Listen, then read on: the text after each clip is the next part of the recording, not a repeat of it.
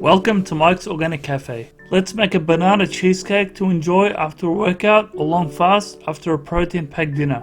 Ingredients: for the crust, 2 cups of almond flour, 1 cup unsalted butter cut up into cubes to go room temp, 2 tablespoons monk fruit baker's syrup to make the base stick together. For the filling, 500 grams cream cheese cut into cubes to soften quicker, half a cup erythritol, 1 tub sour cream 200 Gs room temperature, 4 large eggs room temperature, 3 large mashed ripe bananas, and 1 tablespoon freshly squeezed lemon juice.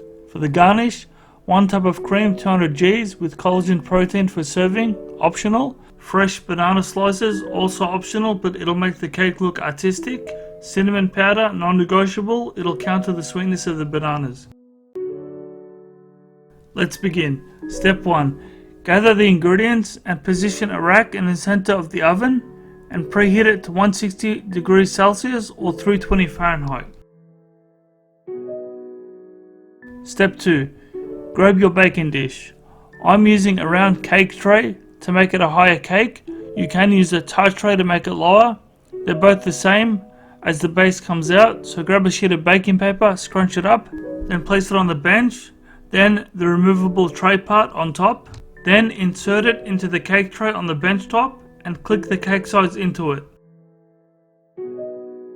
Then grab a butter cube and lather the sides of the tray, then press the paper onto the wall so it sticks. Easiest way to do it.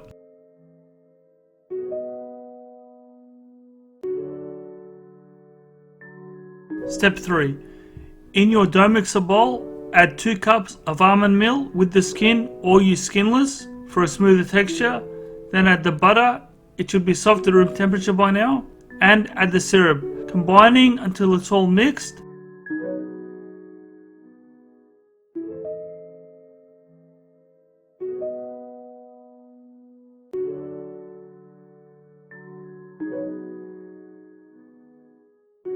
And when you squish a bit together with your fingers, it sticks together easily. Step 4. Here's where I thought the base of the cheesecake would stick to the tray, so as a precaution I got more butter from the fridge and lathered the base, then scrunched up another sheet of baking paper to place on the bottom before adding the base mix to the cake tray. Better to stay safe.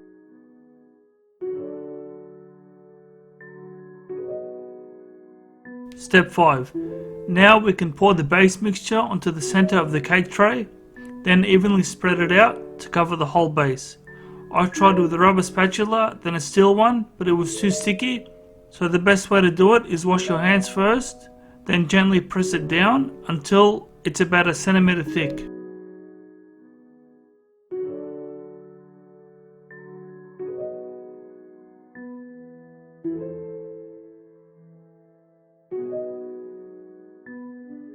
Now we make the filling. Step 1. Mash 3 bananas. Just use a fork. My way turned out to be messy. I thought it'd be easier, but I was wrong. Then add them to a clean dough mixer bowl with a flat plastic attachment.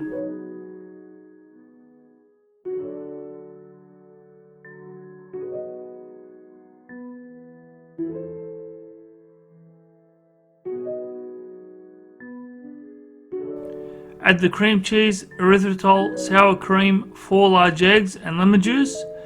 Beat until just smooth and well blended. Don't worry if it has chunks, they'll melt while baking.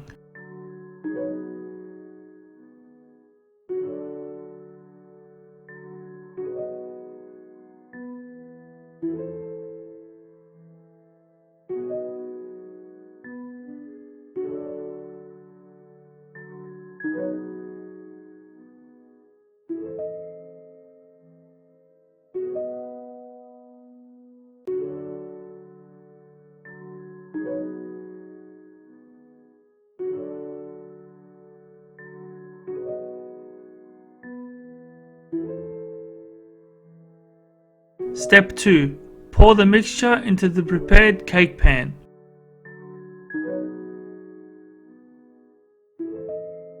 I overfilled mine, however, I grabbed a ladle and emptied out the mixture until it was 3/4 of the way from the top of the cake tray.